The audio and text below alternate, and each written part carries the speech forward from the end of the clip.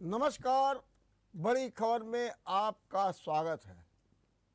हमारे प्रधानमंत्री नरेंद्र मोदी राष्ट्र के जनमानस की, राष्ट्र के आमजन और राष्ट्र के लोगों की कितनी फिक्र रखते हैं कि लगता है कि वो रात और दिन इसी बारे में ही सोचते रहते हैं। और यही वजह है कि ऐसे कई उदाहरण सामने आए जब ये देखा गया कि हमारे प्रधानमंत्री लगता है कि रात को सोते ही नहीं हैं। आज इसी तरीके का एक वाकया अपने विदेश मंत्री डॉक्टर जयशंकर से सुनने को मिला। डॉक्टर जयशंकर अमेरिका के न्यूयॉर्क में एक समारोह में भाग ले रहे थे और भाग लेते लेते उन्होंने प्रधानमंत्री के राष्ट्र के प्रति जागरूकता, उनकी सोच, उनके चिंतन, उनके मिलन की ओर साफ साफ इशारा किया। डॉक्टर जयशंकर ने बताया कि एक दिन आधी रात को 12 बजे के बाद मेरे फोन की घंटी बोली। मैंने फोन उठाया, आवाज आई, जागे हो? डॉक्टर जयशंकर का कहना था ये फोन था हमारे प्रधानमंत्री नरेंद्र मोदी का। उन्होंने सीधे कहा कि निश्चित रूप से ये फोन उस समय हुआ जब अफगानिस्तान में बराबर हमले हो रहे थे, वाणिज्य दूतावास पर हमला हुआ था, मजार-ए-मस्जिद पर भी हमला हुआ और वहाँ से भारतीयों को बाहर निकालने का ऑपरेशन चल रहा था, रेस्क्यू मिशन चल रहा था। माने कि हमारे प्रधानमंत्री को चिंता थी कि अफगानिस्तान में फंसे हमारे भारतीय कैसे निकल रहे हैं, निकल पाए हैं कि नहीं निकल पाए हैं, क्या दिक्कत है। डॉक्टर जयशंकर प्रसाद ने कहा कि मैंने तत्काल उनको पूरी रिपोर्ट दी।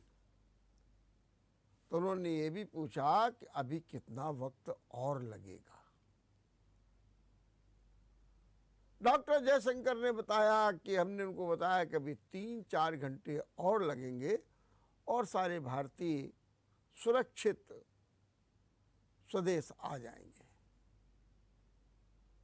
प्रधानमंत्री ने कहा ठीक है, जब ये ऑपरेशन पूरा हो जाए 3-4 घंटे के बाद तो फोन करना।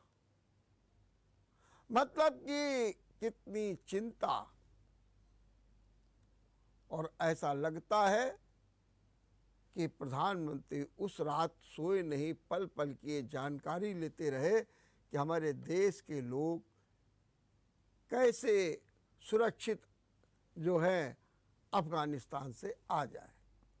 ये है प्रधानमंत्री की कार्यशैली। यही तो कारण है कि हमारे प्रधानमंत्री की कार्यशैली, सेवा और अनवरत कार्य करने की क्षमता, लगन और स्फूर्ति बराबर बनी रहना, ऊर्जा के साथ आगे बढ़ते रहना, यही तो एक ऐसी वैशिष्ट है जो अन्य नेताओं में नहीं दिखती है। यही वजह है कि जब तुलना की जाती है तो कहा जाता है कि जब हमारे प्रधानमंत्री दिन रात काम करते हैं तो दूसरे नेता आराम करने के लिए, रिलैक्स करने के लिए विदेश चले जाते हैं। राजा वही सफल होता है, मंत्री, शासक, प्रशासक वही सफल होता है और वही आगे बढ़ सकता है जो अनवरत रूप से लगातार एक दिशा में कार्य करके अपने लोगों की चिंता करें। हमारे यहाँ बहुत से राजा हुए और उनमें यही एक विशेष गुण था। प्रधानमंत्री का ये वाक्य क्या सुन करके जो लोग वहां उपस्थित थे वो आश्चर्यचकित रह गए कि किसी भी देश का प्रधानमंत्री आधी रात को भी किस तरीके की चिंताएं करता है। आइए हम आपको ले चलते हैं उत्तर प्रदेश एक बार फिर। उत्तर प्रदेश में मानसून सत्र और उसका आज आखिरी दिन। विपक्ष के रूप में समाजवादी पार्टी पहुंची, पूरा प्लान से पहुंची, पूरी योजना के साथ, पूरे अपने जो है तेवर के साथ, और विधानसभा में मांग की कि विधानसभा का सत्र बढ़ा दिया जाए। बहुत से ऐसे मुद्दे हैं जिन पर चर्चा नहीं हुई है, चर्चा की जानी चाहिए, लेकिन जब उनकी मांग को स्वीकार नहीं किया गया तो फिर समाजवादी पार्टी ने विधानसभा से वॉकआउट कर दिया और वॉकआउट करके सड़क पर आ गई और सड़क पर जो है अपना प्रदर्शन किया। उन्हीं पोस्टर, बैनर, तख्तियों के साथ, और सीधे कार्यालय पहुंच करके एक नई रणनीति पर चिंतन मनन किया। अखिलेश यादव कहते हैं कि इस समय बाढ़ के कारण अनेक जिले तबाही, बर्बादी की कगार पर है। लोग बेघरवार हो गए हैं, मौतें हो रही हैं, बाढ़ में राहत कार्य नहीं पहुंच पा रहे हैं। जरूरत तो ये थी कि विधानसभा में इसकी चर्चा की जाती, लेकिन ऐसा नहीं हुआ। अखिलेश ने यह भी कहा कि हम अपराध के मामले में हम महंगाई, बेरोजगारी, किसानों की समस्याएं, गन्ना किसानों के बकाये के भुगतान जैसे ज्वलंत मुद्दों पर चर्चा चाहते हैं, लेकिन सरकार ने हमारी नहीं सुनी और हम वॉकआउट करके सड़क पर आ गए और अगली रणनीति बनाएंगे। इसके पहले अखिलेश के नेतृत्व में एक प्रतिनिधिमंडल राजभवन पहुंचा और राज्यपाल आनंदीबेन से शिकायत की कि सरकार आजम खां के साथ अन्याय कर रही है।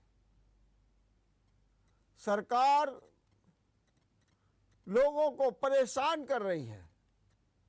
सरकार जो महंगाई, बेरोजगारी जैसे मुद्दों पर चर्चा नहीं करती है, और कहा कि जानबूझ करके आजम खां को परेशान किया जा रहा, उनके खिलाफ मुकदमे लगाए जा रहे हैं।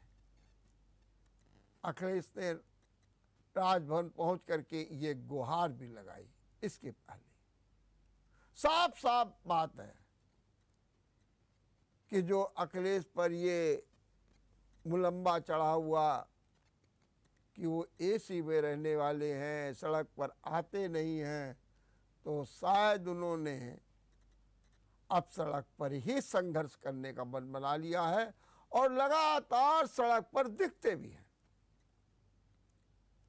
अखिलेश ने भले ही बाढ़ और राहत की बात की हो, लेकिन हमारे मुख्यमंत्री योगी आदित्यनाथ लगातार बाढ़ प्रभावित जिलों पर नजर बनाए हुए हैं, दिशा निर्देश दे रहे हैं, बता रहे हैं कि कैसे काम किया जाए।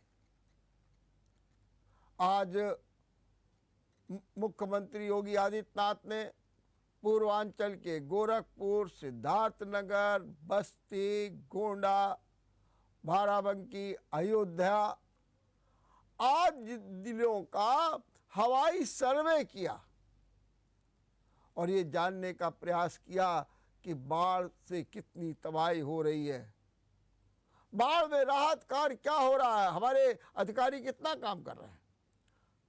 उन्होंने बाकायदे अयोध्या के राम पार्क में अपना हेलीकॉप्टर उतरवाया और वहां पर उन्होंने समीक्षा भी की, पूछा काम हो रहा कि नहीं हो रहा।